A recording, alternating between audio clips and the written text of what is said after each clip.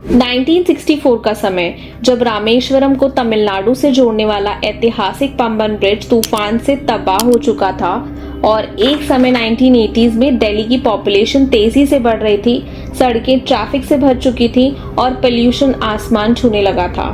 ये सब चुनौतियों का सामना किया एक आदमी ने, एक ऐसे इंजीनियर जो अपने डिसिप्लिन और फोकस के लिए मशहूर थे। हम बात कर रहे हैं डॉक्टर ई श्रीधरन जी की। आखिर कैसे आज हम इन्हें the metro man of India के नाम से जानते हैं।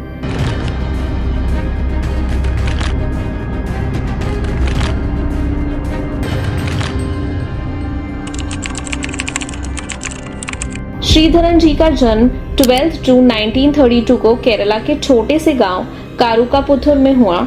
उन्होंने लोअर प्राइमरी स्कूल छतरनौर से किया और बेसिल इवेंजेलिकल मिशन से हायर सेकेंडरी स्कूल किया। उनको सिविल इंजीनियर बनना था, इसीलिए उन्होंने काकीनाडा से गवर्नमेंट इंजीनियरिंग कॉलेज में एडमिशन लिया और अपनी ग्रेजुएशन कंप्लीट करी। श्रीधरन जी अपने करियर की शुरुआत गवर्नमेंट पॉलिटेक्निक कोझिकोडे में सिविल इंजीनियरिंग प्रोफेसर के रूप में की, पर 1953 में यूपीएससी का Indian engineering services exam clear करके Indian railway service of engineers join किया। दिसंबर 1954 में उनकी पोस्टिंग सदर्न रेलवेज में प्रोबेशनरी असिस्टेंट इंजीनियर के तौर पर हुई। इसी दौरान 24 दिसंबर 1964 की रात एक ऐसी रात जो तमिलनाडु के धनुषकोडी शहर के लोगों के लिए काफी खौफनाक साबित हुई। उस रात आए समुद्री तूफान ने उस शहर को पूरी तरह तबाह कर दिया था।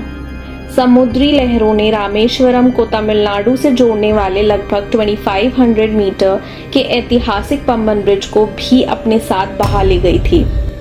पर इससे भी ज्यादा दुखदायी घटना ये रही कि उस वक्त जब लहरों ने ब्रिज को निशाना बनाया, तब एक पैसेंजर ट्रेन ब्रिज से गुजर रही थी।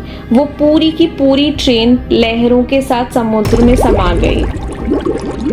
जैसे कि आपको पता है, उस वक्त इंजीनियर ई श्रीधरन जी रेलवे की सेवा में थे और उनकी पोस्टिंग कर्नाटका में चल रही थी। यह वो दौर था जब वो ऑफिस की इंटरनल पॉलिटिक्स के शिकार बने हुए थे और उनका ट्रांसफर जल्दी जल्दी हो रहा था ताकि उन्हें परेशान किया जा सके।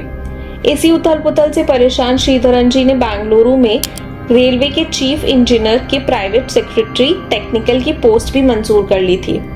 जब ये तूफान आया, श्रीधरन जी क्रिसमस मनाने के लिए बेंगलुरु से बाहर गए हुए थे। तूफान और तबाही के खबरों के बीच श्रीधरन जी को फोन आया कि उन्हें अपनी छुट्टी रद्द करके ऑफिस लौटना होगा। अगले ही रोज वो अपने ऑफिस पहुंचे, जहां उन्हें चेन्नई जाने का आदेश मिला। वहां उन्हें एक नए टास्क के लिए ज्वाइन करना था। चेन्नई पहुंचे तो उन्हें बताया गया कि उनका काम ये ध्वस्त हो चुके पंबन ब्रिज को दोबारा स्थापित करना है।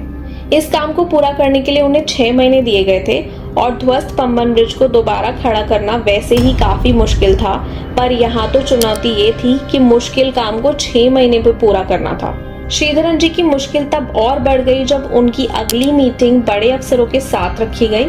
उन्हें बताया गया कि ये टास्क को 6 महीने में पूरा करने की बात पुरानी हो चुकी है, अब ये सिर्फ 3 महीने में पूरा करना होगा। वजह ये दी गई कि ब्रिज का जो महत्व है उसे देखते हुए भारत सरकार ये काम जल्दी से जल्दी पूरा करवाना चाहती है। श्रीधरन जी ने समझाने की कोशिश की कि ब्रिज के 146 में से 126 गेडर्स बह चुके हैं और ब्रिज की लंबाई भी ज्यादा है, और उन्होंने कहा कि एक बार हमें जाकर देखने दीजिए, फिर बता पाऊंगा कि कितना समय लगेगा। पर उन्हें जवाब मिला कि 3 महीने से 1 दिन भी ज्यादा नहीं मिलेगा, बाकी आप जानिए। अफसरों की ये बात सुनने के बाद श्रीधरन जी ने ठान लिया कि ये काम तो 3 महीने के अंदर ही पूरा करना होगा। रामेश्वरम पहुंचने के बाद उन्होंने अपने तरीके से काम को अंजाम देना शुरू किया। किसी की भी सलाह उन्होंने नहीं ली और 1.5 महीने का ही वक्त गुजरा था कि लोकसभा में इस ब्रिज का निर्माण की प्रगति पर सवाल उठने लगे। उस वक्त रेलवे मिनिस्टर एस.के. पाटिल थे। उन्होंने जवाब दिया कि ब्रिज के निर्माण के लिए 3 महीने का वक्त दिया गया है और अभी 1.5 महीने का ही वक्त हुआ है और ये काम बहुत ही तेजी से आगे बढ़ रहा है और अगले 1.5 महीने में काम आराम से पूरा हो जाएगा। पर जब रेलवे मिनिस्टर सभा में काम की प्रगति पर जवाब दे रहे थे, उस वक्त ब्रिज का काम पहले से ही पूरा हो चुका था। रात को रेडियो और अगले दिन सुबह के अखबारों में ब्रिज की निर्धारित समय से पूरा होने की खबर छा गई थी। रेलवे मिनिस्टर अपनी अधूरी जानकारी पर शर्मिंदा थे और काम को आधे समय में पूरा हो गया इसको देखकर हैरान भी हुए। उन्होंने श्रीधरन जी के लिए 1000 रुपए का इनाम का ऐलान कर दिया। यही वो घटना थी जिससे श्रीधरन जी ने इतिहास रचने की शुरुआत की और वक्त की पाबंदी की भी मिसाल बन गए।